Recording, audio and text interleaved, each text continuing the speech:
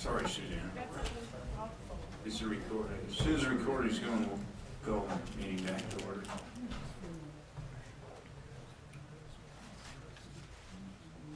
We good to go? Okay. Back to order. Mr. Buonamici, do you have help for us? I won't say what I'm thinking. We need a lot. For the record, Rob Buonamici, Chief Game Warden. And went through with Maureen's help. We made some changes here. The department shall issue numbers striking beginning with NB001. That is deleted. Each registration number, A, must be assigned, striking permanently, be assigned to the person to whom the department issues the registration number and is transferable pursuant to department policy. C, must be clearly and legibly stamped on the trap, snare, or similar device or tag. And 2, on a metal tag that is attached to the trap, snare, or similar device, if a metal tag is used and the tag must be attached, or the tag must be attached to strike the catching device attached to the trap, snare, or similar device, or secured to its attached chain, cable, or wire. And then each trap, snare, or similar device must bear only the registration number of the owner of the trap, snare, or similar device. Any other registration number must be stricken, obliterated, or removed from the trap, snare, or similar device unless a valid tag is attached. And then 5, but the 4 becomes the 5. We insert a new 4. The provisions of this section 1, sub 1, 2, and 3 do not apply to persons trapping rodents for protection of property. And we put that in there to address Commissioner Wallace's issue, so it's clear. And then the old 4 becomes 5. Person to whom the department issues a registration number pursuant to this section shall enter the registration number on his or her trapping license. Did I capture most of it? Very well. In my opinion, we'll ask for others' opinion now. Any commissioners have any comments on the updates? Commissioner Drew? I'm good with it, with the exception of the transferability part. You know, when it comes time to take a vote, I don't know that I'll support that, but I'll mull it over. I just think it's going to be an administrative nightmare for the department folks. There will be a programming cost, I'm sure, involved in that. Maybe Mr. Sefton can address that. Mr. Sefton, could you please come forward? You're shaking your head on programming costs.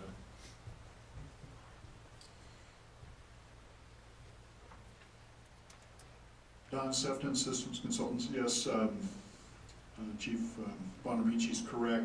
Right now, the way we handle the trap is it looks like a license with a very long end date. Instead of being set a year in the future or 6 months in the future, it's set 99 years in the future.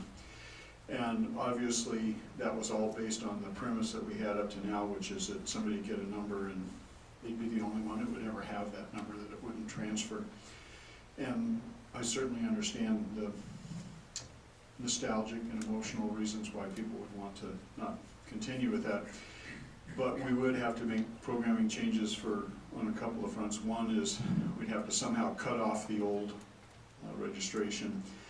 And right now we just generate the next number. We go and set what's the next available number, and we use that one. If somebody walks up to a counter and purchases a registration, we'd have to make it that would happen for a new applicant, but if there was a transfer, that there was some way to identify the previous one and bring that over. So I can't put, you know, in this short few minutes that I've been aware of the requirement, a number to that, but NDOW will come back to us, I'm sure, with the way they want to approach it, and we'll come back with a quote.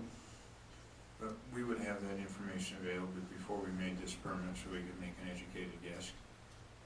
I believe so. I think Maureen and I would sit down with Paula and talk about how we would do it and what the ramifications might be, and make sure I wasn't simplifying it or making it too difficult. And then we'd make an estimate, and I think they would include that in the package that they would present to you.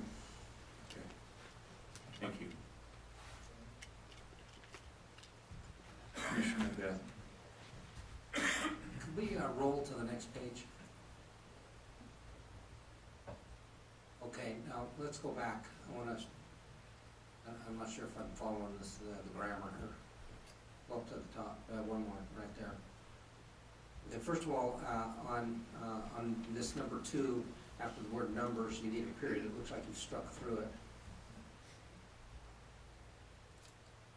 I don't have the capability of making those. Okay. So, but what you've done here is that this is A, B, and C, and you put the and after A. And when you go to C, that will, and then you put a period at the end of this B. Then what you've done, when you go to C, you got an incomplete. I'm not sure if you've got your grammar right there. Yes, we understand what you're saying. We'll have to fix this Okay. after the fact. Right.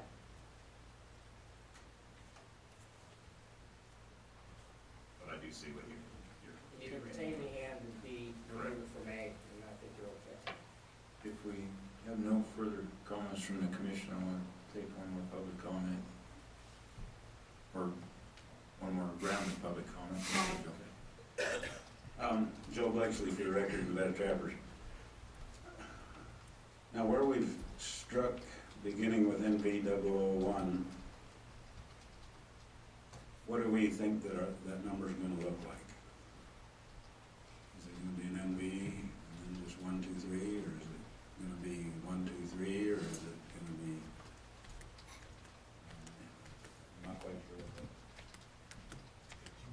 Maureen Hollinger, Nevada Department of Wildlife License Office. Currently, the way it's programmed, it's a 6-digit number prefaced by either an H or a T, the H being the historical one and the T's being generated off the current system.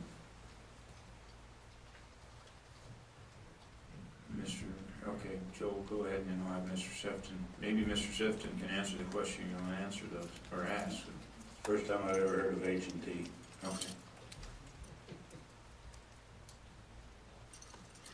Don Sefton, Systems Consultants. The history behind this was that we actually started some sales of current trap registrations in 2007. I think Joe Krim, I'm not sure if he's still here, but he actually got a number that looked like a number of a privilege for that year, like in the 200,000s, like you're accustomed to seeing if you go to, you know, Shields or Bass Pro or whatever. And shortly thereafter, we began to address the issue of how do we bring in the history, and NDOW had history of old trap registrations on microfiche, and literally had somebody in the licensing office key those in. And we perceived the possibility of conflict in those numbers, and so we took all of the historical ones and stuck an H in front of them, and so instead of being 6 digits, they're an H followed by 5 digits, because none of them exceeded 99,000. Then, when it became apparent we were supposed to start issuing numbers, or we believed we were supposed to start issuing numbers from 1 going forward, we took those new ones that and said, okay, they're a T, and we have issued 102 of them, I just checked a few minutes ago, since we started issuing the new numbers. So there is the possibility of 2 people having a 107, an H107 and a T107 at the current time. There's also a very small number of people, like Joe Krim, who fell right in the right period in 2007 that they ended up with a larger number. And I guess my take on it would be, To the people who would be easiest to deal with would be the most recent ones. Joe didn't even know what his number was. He asked me today when he heard that there were numbers because he knew he'd bought one. To deal with those folks and possibly any conflicts with the T folks, because those are all current people, as opposed to Mr. Blakesley, who would fall in the H category. So whatever number you think you have, if you just took 10 off the very front of it and put an H in front of it, that's the number we have recorded for him. And It's the number you have recorded, but it would be silent in the field. If a game warden checked it, that H only exists in your system, it would not exist on his trap.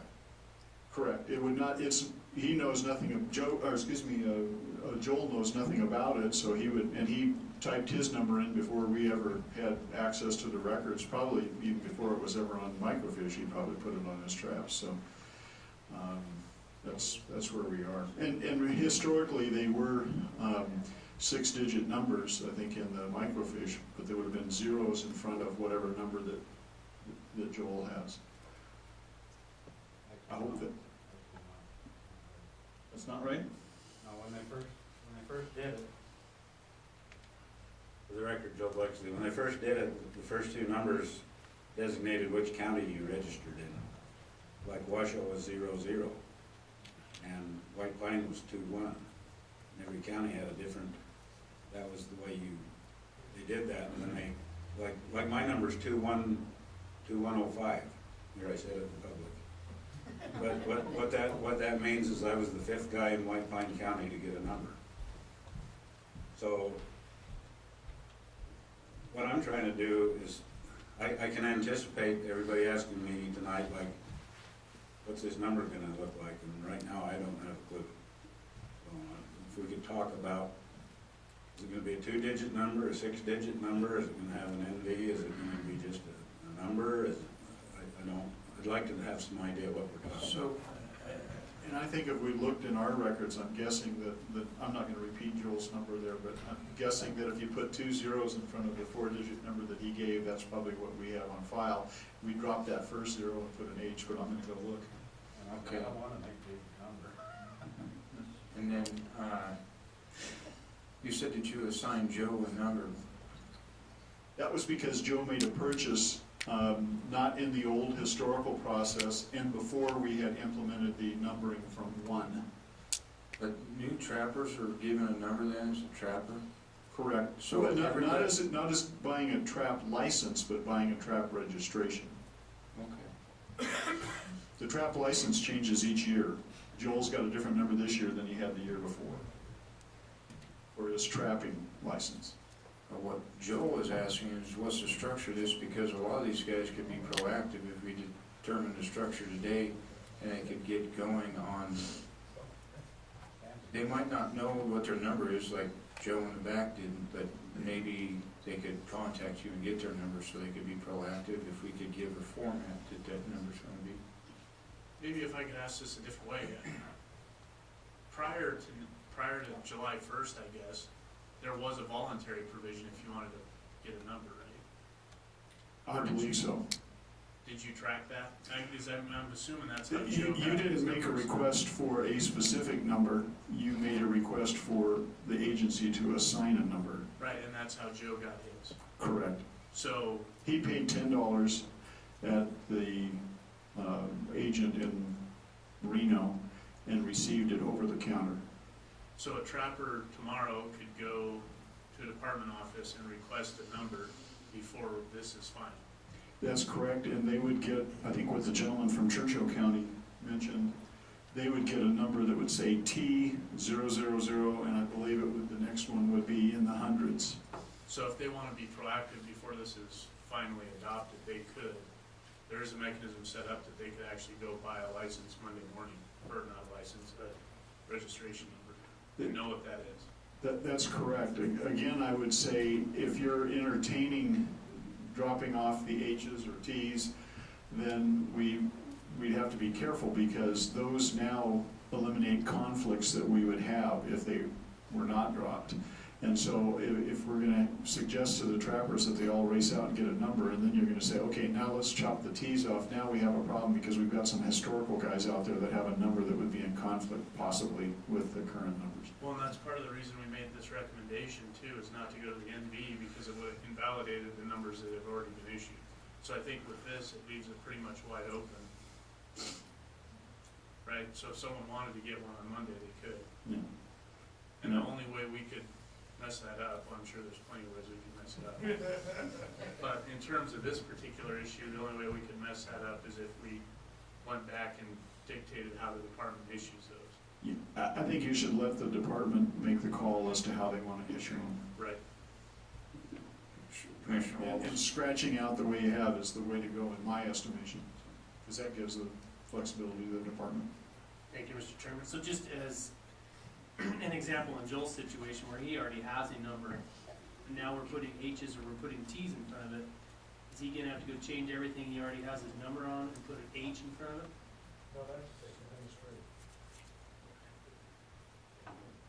I can suggest the way that Endow might do it, but I really think maybe Endow should speak to it. I mean, not all of the numbers that are H's and T's are in conflict. There's about 3,400 H numbers, and there's about a half a dozen numbers like Joe Crim's, and then there are 102 T numbers. And so the majority of people have no conflict, and it's not even necessarily the case that all 102 T numbers are in conflict. I just said there are some that are in conflict. Maureen Hellinger, Nevada Department of Wildlife. It was an administrative decision, so Joel's number's fine. He doesn't need to put the H's on there. It's for us to know which was the historical ones that we loaded. Joe. So, Joe Blakesley, Nevada Trapper Association. So there are numbers issued right now that aren't an NV number, is that correct? Okay. Well, that blows the whole thing that I was trying to do with the tags, because what I envisioned was Randall Stokeboro in Elko County. He traps in Utah every year, and he has a Utah number on that trap. He also has an NV number on his trap. Now, I want to make it so that he can use a tag and not have to obliterate his Utah number. Because Utah says you got to stamp it. So the NV thing, I thought that would be easy by saying there could only be one NV number on the trap. This is the first I've ever heard that every number is not an NV number. It's a mess, I think. I think Chief Buonamici could help me. That's what we're going for with the tag. So if he's got a UT number stamped in his trap, and he puts a tag on with his Nevada number, the tag dictates his Nevada license or registration number. For the record, Rob Buonamici, the intent is that the Nevada tag, it's a valid number, supersedes everything else on there. Okay, that works for me, but I want to do away with the obliteration language, because I don't want to have to obliterate anything. As long as they have the tag, I think that you Okay. wouldn't have to obliterate. Okay. I mean, is that what you guys understand? That's how I understood it. Any other public comment? Any other commission comment? I'm gonna go on to the next agenda item before somebody changes their mind. So we're done with that one. We're moving on to, 21, commissioner reports. Commissioner Walsh, do you need to excuse yourself at this point?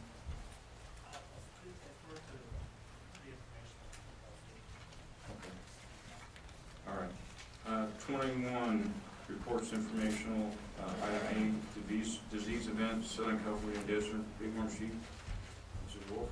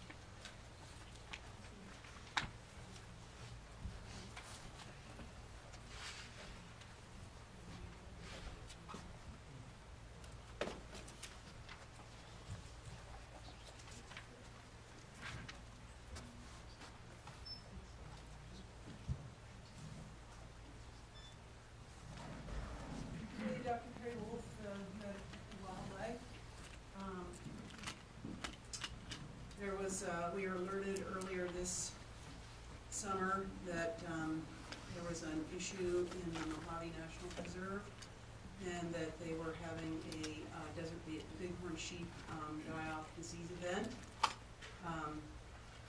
It's being jointly overseen by California Department of Wildlife and also the National Park Service, because it involves the Mojave National Preserve.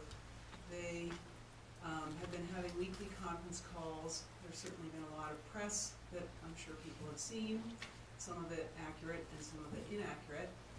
And then they've invited us to participate on the conference call. Pat Cummings from Southern Region, Steve Kimball, myself, and Mike Fox, if he's available. So usually one of us has been on that, on those weekly conference calls and up to date with what's going on. So just a little bit of a context of where we are.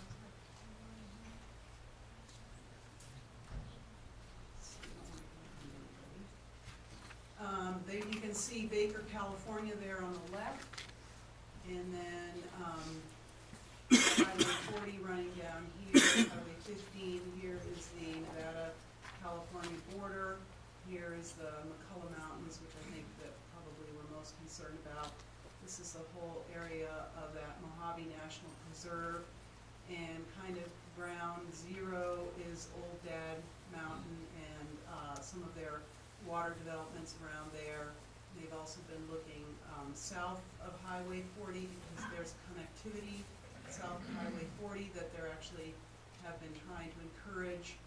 And then there's involvement of Bristol Mountains, Calhoun Mountains up to Club Peak, and over in the Granites and Kelso Mountains. So that's just kind of a rough orientation. I think if you from the McCulloughs all the way down as the crow flies, down here is about 50 miles, but there's a lot of up and down terrain in between there.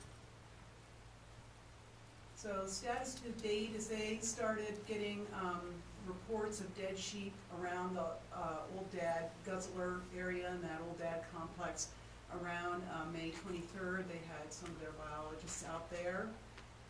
To date, there have been about 30 animals, including whole carcasses that have either been found dead, found dying, or collected opportunistically for disease sampling, and then dead heads, so just remains of dead sheep that have been picked up for sampling. So this gives you a pretty good outline of where they are. Obviously water's an issue, so they're concentrating. They have a lot of guzzlers there, and sheep sample locations right here in the Cane Springs, Kelso Peak, and then mostly focused around Old Dad Peak. So you can just kind of keep that map in your mind, and you can see that 6 sheep locations are clustered down around Old Dad Peak, and then over here in Kelso Peak there was a possible 6 sheep location. So they did notice severe bronchopneumonia was noted on necropsy. The pathological testing that's been done, they've isolated Mycoplasma pneumoniae, which is a bacteria, as well as a numerous Pasteurella species, including Biberstenia trellosi and Mannheimia hemolytica have been recovered from the lungs. They picked up a large number of dead heads and went ahead and opened them up and tested the sinuses, because Mycoplasma pneumoniae is carried in the sinuses in the inner ear, and there were a number that they were able to recover MOV from. And then there was some concern last week. There was a piece in the paper that talked about a ewe that had been found dead and that she didn't have pneumonia, and maybe there was something else going on.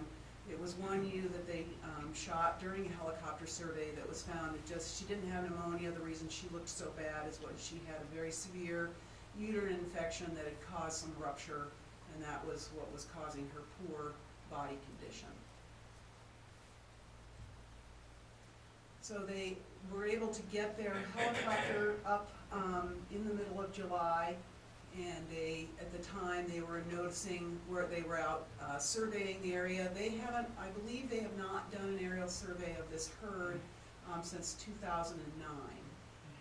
But they found that there was about a 50% to 75% decrease in the sheep that they estimated numbers that they expected to find. There was concern because in late 2012, around December, there was a domestic goat identified in that area that was harvested and submitted for sampling. There was domestics, because they carry many of these organisms naturally, they don't usually show up with pneumonia, so they were able to test the lungs for pneumonia, but at the time they hadn't tested the head for evidence of Mycoplasma pneumoniae, so we're not sure if that animal, what the actual pathogens that that animal was carrying, but there was at least one goat that was removed from the area. Currently, their management plan is to look at utilizing water sources to dry up some of the guzzlers, to try to prevent animals from going south of Highway 40 and moving down there, and also to make sure other water sources remain filled so that they can kind of cluster sheep in an area. One of the things that they noticed when they were doing their helicopter surveys, a lot of sick sheep tended to stay low and close to the water sources, and when they moved up in elevation, they found healthier sheep that were higher up. Basically because the sheep that are sick are don't have enough lung capacity to get back up on the mountain. The potential plan now that they've been discussing on the last conference call on Tuesday was to try to get, potentially deploy radio collars on 100 animals, working from the periphery of the outbreak toward the epicenter to try to, at that point, sample and try to determine how widespread this is, and then monitor these animals for movement into different areas where they believe that there's still clean sheep. There's been a lot of discussion about whether they should perform a scorched earth type of maneuver and kill anything that looks slightly sick.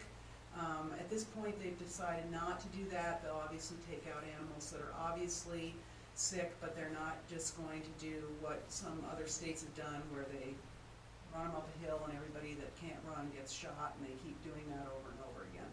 There was a lot of logistic issues with trying to find some of these sheep in these desert mountain ranges is a little bit more difficult than what occurred in some of the northern tier states when they were looking at that during their die-offs. So again, they're going to be concentrating, they really focused here. I think they're going to try to decrease some of the water opportunities to prevent sheep from moving south. They have in the past documented quite a bit of connectivity. They're certainly worried because they're now going into the rut, and we all know that rams will move around. There's not been a lot of focus up north toward the border, but they will, when they do if they do helicopter net gun animals and start at the periphery, I think they'll start out here and then kind of work toward the center to be able to monitor those animals. So I don't feel that, it doesn't seem like we're in imminent danger. Sick sheep, it's a long way for them to walk up to the McCulloughs. We've had some issues.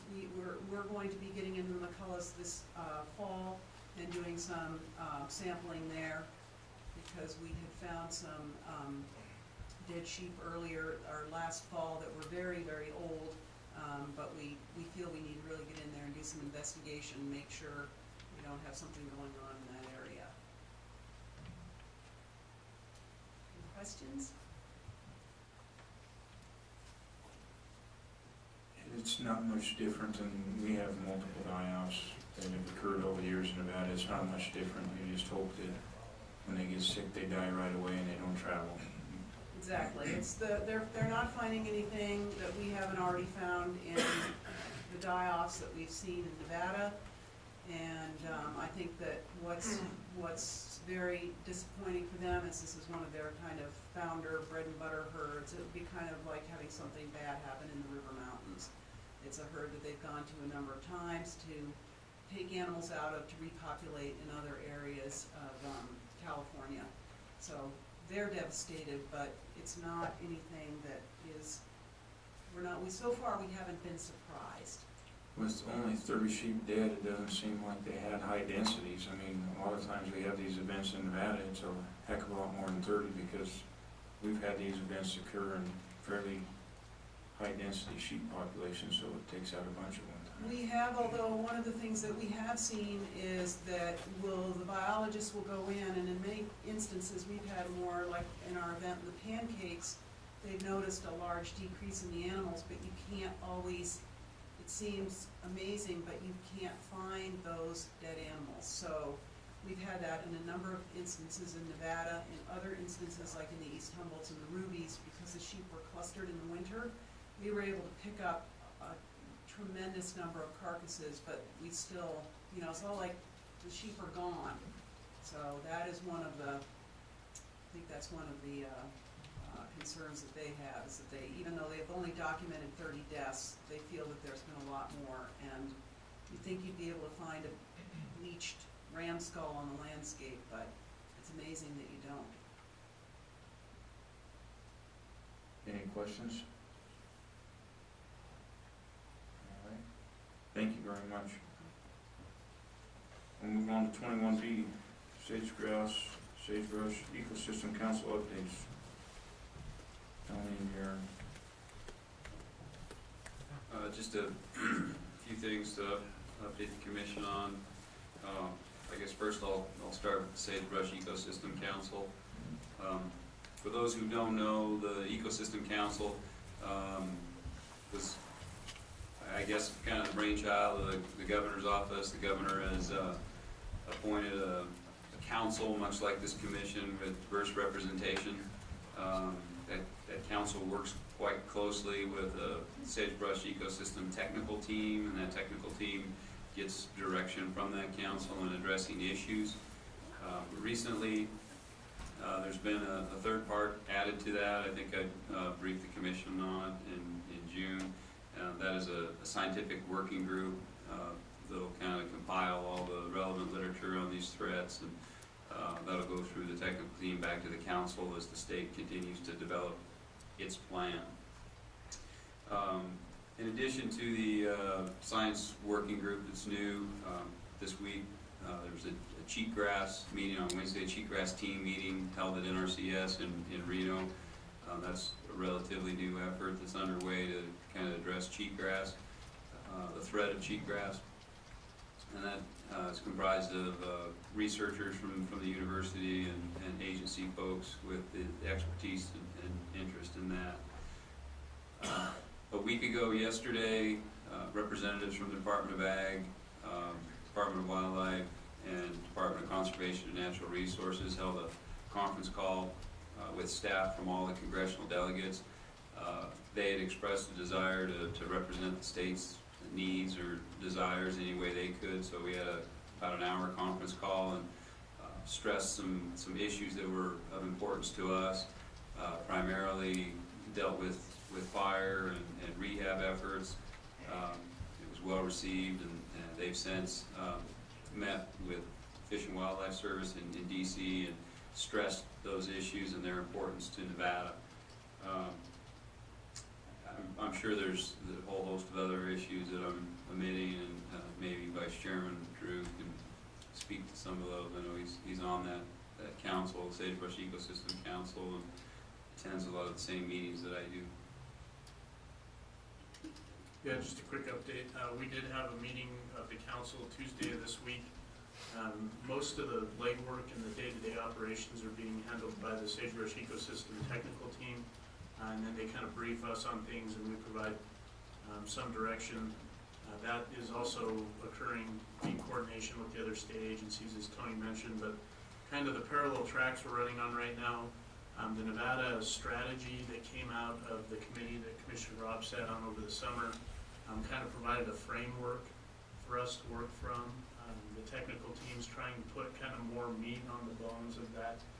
effort, stay within the parameters that were kind of set out and approved by the committee. So as they're updating that, they send it to us to review. We had an opportunity to take a brief look at section 3, which is the goals and objectives.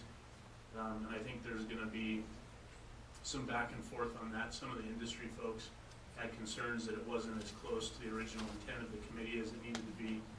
I probably have some concerns the other way that need to be expressed, and I'll do that to the governor's office. But if folks have issues or concerns or want to review what we're looking at, it's all posted on our website, or people can get a hold of me and I can get you on the distribution list for any of the materials that come out.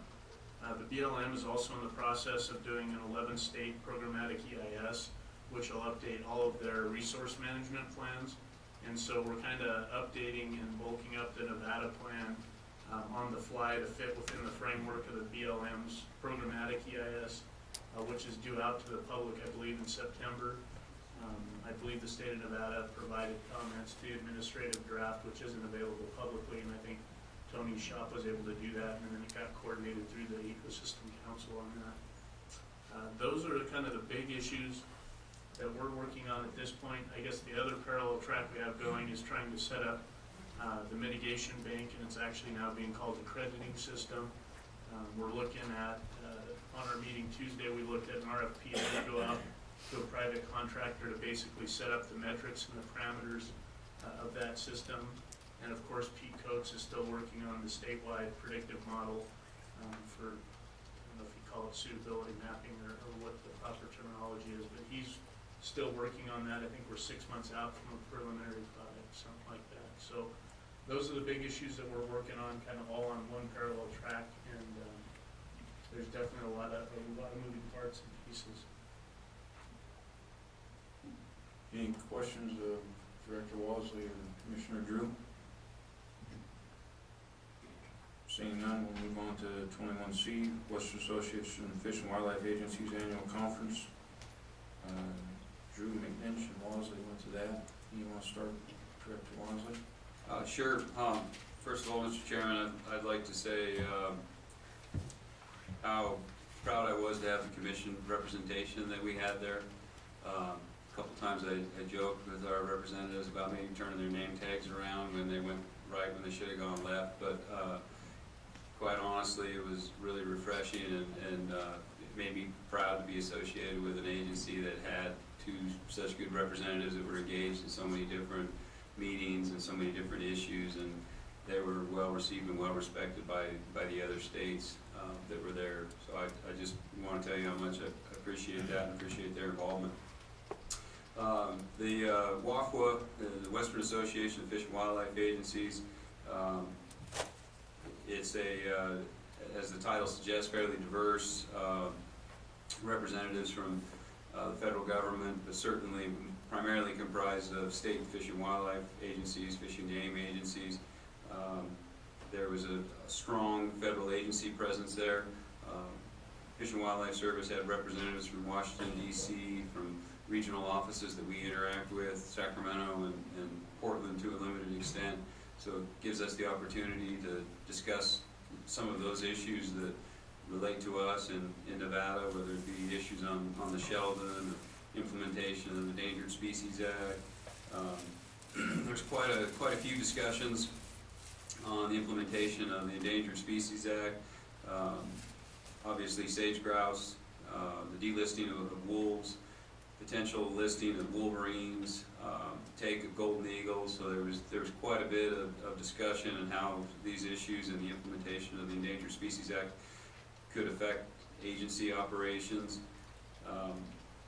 Another big issue is the issue of non-toxic shot on bullets, and I know a lot of us are old enough to remember changing from lead to steel shot on waterfowl, and it's in all likelihood we'll see a similar change come our way with bullets. California is very close to being completely non-toxic shot state. There's concerns over lead in the environment for golden eagles, for condors. So that was an issue discussed quite a bit. Just a small sampling of some of the meetings and committees that exist there. Human-Wildlife Conflict Committee, Lead and Wildlife Committee, Climate Change Committee, Wildlife Health Committee. There's a Wild Sheep Working Group, Mule Deer Working Group, Law Enforcement Committees. There's a significant number of issues that are relevant to Nevada that are covered throughout this meeting. It's huge in terms of professional development. It's a great opportunity for us to communicate with our federal partners and express our concerns and how their actions could potentially affect our ability to do our job. One very interesting issue that was addressed is the lesser prairie chicken. It's a species that exists in 5 states in the South: Texas, Oklahoma, New Mexico, Colorado. It's a candidate species, so it's currently being considered for potential listing under the Endangered Species Act, and there's a candidate conservation agreement with assurances, and what they've basically done is in trying to figure out how to fund the conservation of this species is they're providing an opportunity for industry to sign up property that they own and plan to develop at a price per acre. It's anticipated that it'll generate between $190 to $200 million for conservation of lesser prairie chickens. It's kind of conceptually a model of how a lot of conservation is viewed to potentially occur in the future. So this will be an interesting test case, and it could have some application to sage-grouse conservation in Nevada. So we'll monitor that closely. And that's really all I have, but I'm sure the commissioners that were there could add to that as well. Commissioner McGinch, you want to go next? Sure, I'll go next. Jeremy and I did bounce around, kind of took turns in different meetings, and so we might have some of the same notes. One of the common themes from a commissioner's standpoint were, and I think some of the agencies, there was a recurring theme that at the policy level, a lot of states were experiencing issues with the federal agencies. And I thought that was kind of interesting because I know that we've had some of that here on a landscape scale, but they sure seem to be having it more local. And it prompted Arizona to legislate within their state, of course, that they could not enforce travel restrictions on public lands because of some of the disagreements that they'd had with the Forest Service. And I thought that was really a pretty aggressive statement about where their experiences are right now at the policy level. So I certainly hope that we don't put ourselves in that position to where we're having to go to those lengths to make a statement. But anyway, that was kind of a recurring theme. There were discussions on the Farm Bill, and when you're out in the Midwest like that, the Farm Bill is a huge deal. Out here, we tend to forget about it, or we don't know a lot about it. And I would ask at some point that we have a little presentation on the Farm Bill as best as we can, because there are so many things associated with the Farm Bill. We hear it in the news that certain aspects aren't going through and they're voting on it, but 10% of the Farm Bill goes to conservation, and this is a $55 billion bill. So that's a pretty significant chunk of money when it comes to things that are near and dear to our hearts. And I think that we really should engage at least a level of understanding in that Farm Bill. So the passage of that Farm Bill was not an insignificant issue for wildlife interests, for sure. With the bear thing, do you want to talk about the bear thing? Okay, I'll talk. Okay. So Utah, and Tony, I know you heard this too. In 2007, there was a young boy that was killed by a black bear in Utah, and since that time, the incident's has been litigated through the Utah courts. And while we were at Wasley, the Supreme Court in Utah came down with a finding that the state of Utah was negligent in their management of bears, and that they had some culpability with this young boy's death. And the crux of the decision was based on, I wish Harry was here, he could, the bear was not considered part of the natural condition. Okay, and that sounds totally contrary to what we would think. And the reason for that is that when people generally think of the natural condition, they're thinking rocks, trees, snow, that kind of stuff. They're not necessarily thinking the wildlife. This is what was determined by the court. And because it was not part of the natural condition, they didn't fall under the immunities that statutory languages typically provide. That you're in the wild, things are gonna happen if you're in the wild. So it kind of distinguished between falling off a cliff as part of the natural environment and being attacked by a wild animal that's part of the natural environment. So there weren't immunities built in. Because of that, the department, who had authority over managing bears, had a duty of care that was expected. Tell me if I'm misstepping here, Tony. When they responded to the bear incident, they set a trap. They went around looking for the bear. They did some due diligence. They went out on site. They took a look at things. But when they left, they failed to post that there was a bear incident and that there might be danger to people that come in. Later on that night, apparently what had caused the problem was the bear had tried to go after somebody the night before. So they came out, the department, they set out a trap, searched the surrounding areas, couldn't find any bears. They noticed bear activity, or they noticed signs of bear activity. But when they left their trap out there. And that night, another family comes in and didn't realize that there are bear problems, and that was when the bear attacked the young boy. So what they found was that because they had gone out there and established a special relationship, basically acknowledging that there were potential threats, they had a duty of care, and they didn't take care of it, and that's where the courts found them culpable. So, point is, we probably have some needs to check our statutory language and see if we've got, if we have the same type of language as Utah, and if we do, what do we need to do to address it? And I think it really highlights the importance of when the department's put in a position of protecting their public safety, there's really no in between. In terms of applying that, there's culpabilities if not careful. So I think the message I took home is that we really do need to look at this from an obligation standpoint and make sure that we're very familiar and very aware of what we need to do in our culpabilities if we do or don't. We just need to have an understanding of that. I've just had a couple more things real quick. I'll get back on my human dimension kick for a minute. You guys love it when I do. There's a guy the guy from Arizona. He continues to do his work, and I brought, I only had one brochure. I thought I grabbed a handful of them, but I think I mentioned it after the Hawaii meeting where there was a study being done from individual states, and he's kind of expanded that out to a number of western states that shows this cohort of sportsmen moving through time, and there's not much coming in behind it. And the point is that there's a huge passion for wildlife, but how people are expressing that passion is changing. And that was really the theme of what I was picking up. I think a number of the other states are kind of concerned about it, and take it for what it's worth. But I think that the message was that we really do need to be thinking about how our wildlife agencies are going to look in the future.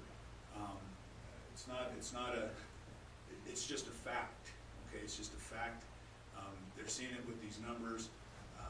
How do you deal with it? There were talks on recruitment and retention, but I think that the take home I was getting was that that's not necessarily going to, that might resolve some of the sportsmen's concerns with how to continue forward with their sport. But more importantly, that funding mechanism is dropping off the chart a little bit at a time. And I'm hoping that we can provide them with our numbers and our data so that they can run the same thing. We can talk about that later. But as far as the human dimensions, there was one other, I'll give you an example of where it might have applicability, and they've experienced it in Arizona. I bring it up because we've talked about it here before, and it had to do with crowding during our hunts. And I thought this was just a good illustration of how how something like a human dimensions thing might work at a smaller level. They were having hunter density problems, so they did a human dimension survey, and they determined that it wasn't a function of density at all, it was a function of expectation. It didn't have anything to do, that there were people that actually appreciated and were positively affected by having higher densities of hunters in certain areas. So the point I'm trying to make is that we make some decisions, we make a lot of decisions, and we may not be hitting the mark because we don't fully understand exactly what the concerns are. Might be perceived as a density issue, when in fact it was more of an expectations issue, and it helped them manage through some pretty tough decision making. I think that had a couple other notes to let Commissioner Drew talk. Commissioner Drew? All right. I would echo what Director Wasley said in terms of representation of lawful and what it means from a professional development networking standpoint, from a couple standpoints. One, when he says that the federal agencies show up, it's not like, the on-the-ground guy in each state